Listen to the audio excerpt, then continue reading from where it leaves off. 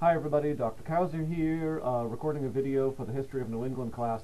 I understand the last video I posted had audio trouble. Please, if that happens on this as well, please send me an email right away rather than posting in the forum about it. I will see an email or a message much more rapidly than I will see a posting on the forum, which I usually don't check in detail until we get towards the end of the week. So I'd like you to email that to me if you need help with this. I'll also try and type up some notes on this that I'm going to talk about here so that you're not completely dependent on watching this as a video. Some of you may prefer reading it. What I want to do is record, this will probably be maybe 2 or 3 videos, to talk about the transition in New England history from the Puritan period that we've been looking at in our first couple of books into the Revolutionary period that we're looking at in the new book, Defiance of the Patriots. You may have realized when you pick up Defiance of the Patriots and started reading, this seems like a very different world. This seems like a completely different society than we were looking at when we were reading about Roger Williams or reading about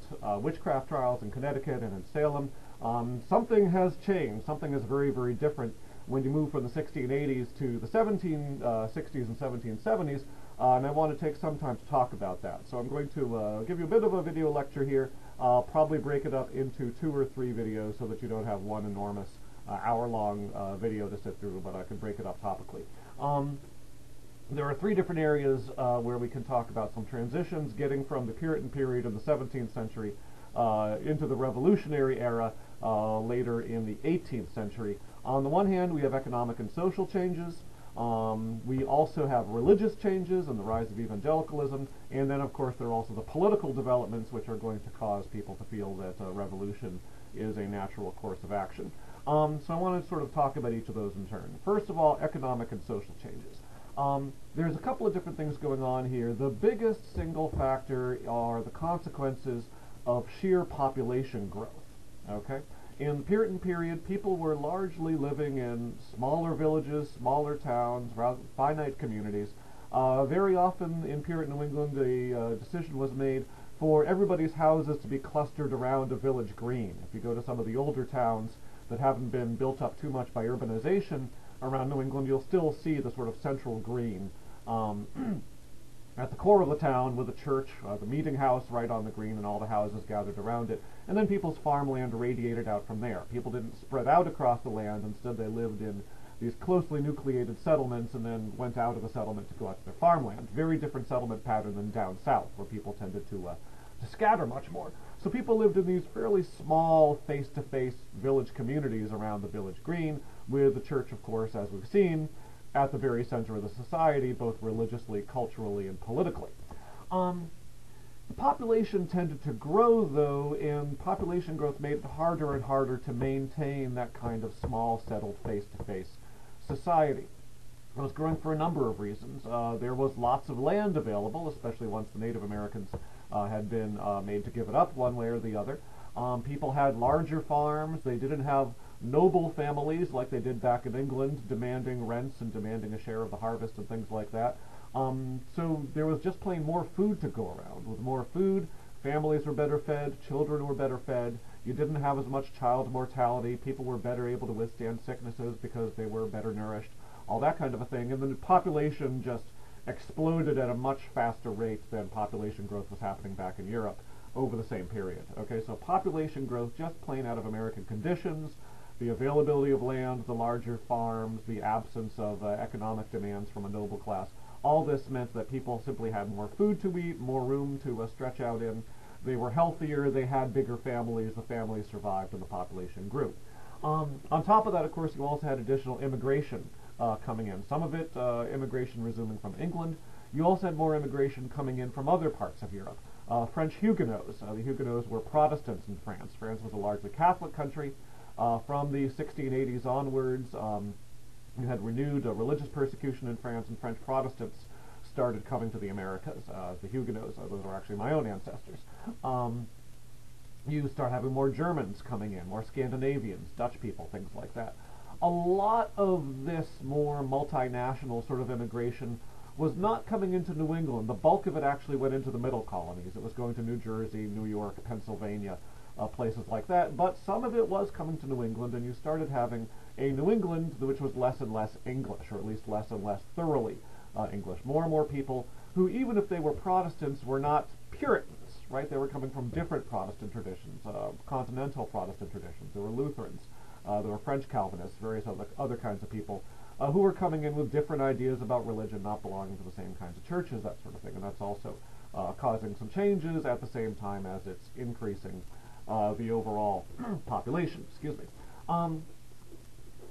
As this is happening, of course, people need places to live, and so that means they start moving out beyond the boundaries of the original small colonial villages, right? They start finding outlying fields, they start clearing forest land out there, and this means that it's going to be harder and harder for the community and for the community authorities, both religious and political, in those original nuclear villages to really supervise and oversee and control what's happening in the more fringe kinds of areas, right? You start getting a more diverse kind of society, you start getting a less strictly controlled, less conforming kind of society. People start having more space to follow different paths. This can also, by the way, lead to conflict. One important thing about the Salem witchcraft trials, and here we're talking about the 1670s, 1680s, 1690s, leading up to the Salem trials. One thing that's important to remember is that the Salem witchcraft trial took place in Salem Village, not in Salem Town. What had happened there was the original close nuclear settlement was Salem Town. Some of its sort of backwoods area had been separated off as Salem Village, and then out in Salem Village you started having a division within the community, some people wanting to set up their own church, create a new Salem Village kind of a community, Puritan-style community. Other people were really more tied to the town, and this created all sorts of bitter conflicts over, should we set up a new church, who's going to pay for the new church, what kind of a pastor do we want, this kind of a thing, which led to very bitter, deep rivalries between different people in Salem Village. And then when you started getting the young girls having their strange behavior and people starting to suspect witchcraft, you already had a very poisonous environment where people were going to start accusing each other of being witches. And so the social changes and the population growth created the kind of conflict-ridden environment which set up the Salem witchcraft trials and caused them to become as bad as they are.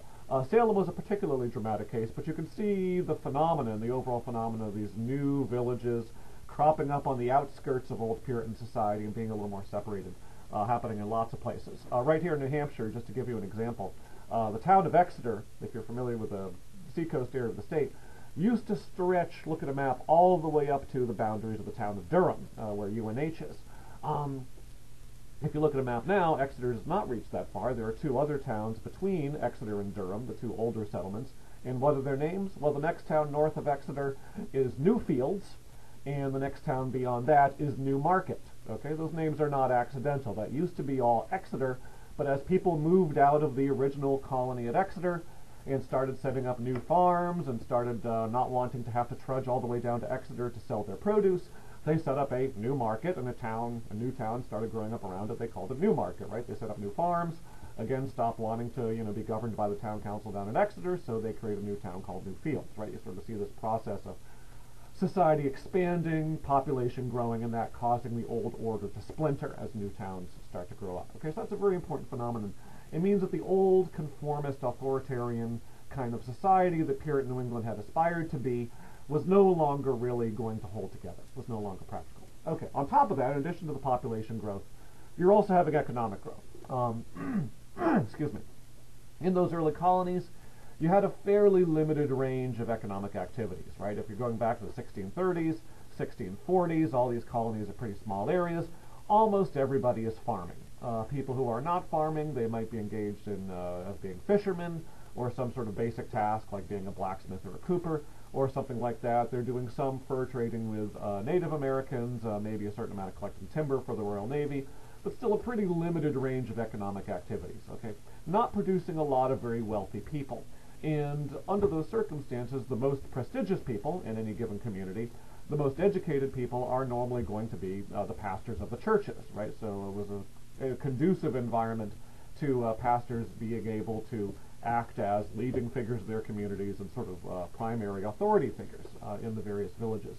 Well, as the population is growing, the economy is also diversifying.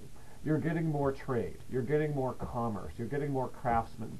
People are getting more specialized. Harvard College, founded already back in 1636, is growing and is turning out more and more graduates. Most of them are becoming pastors and going into the ministry, but others are becoming doctors, right? Some of them are becoming lawyers. They're starting to go into other kinds of professions. And society, therefore, is getting wealthier. You're starting to have a rising merchant class.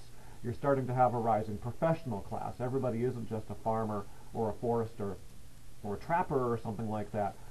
People are starting to pursue other kinds of professions. You're getting silversmiths and lawyers and bankers and people like that who have as much money or more money than the pastors do, who have as much social prestige, who have as much education as the ministers do, and you no longer have this kind of church ministerial monopoly on prestige and education and political influence. Okay, you're starting to have a more secularized group of people who are going to dictate the terms of how they want their communities to operate.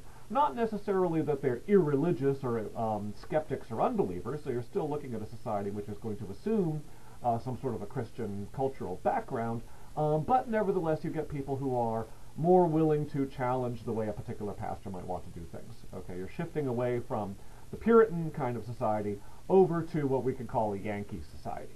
Okay, sort of built more around these sort of businessmen and bankers and lawyers and people like that, exerting as much or more social leadership as the clergy used to do. Okay, so that's another dimension. The population is growing. That's making it less and less possible to have a sort of controlled, conformist type of a society where everybody's on the same page about cultural norms.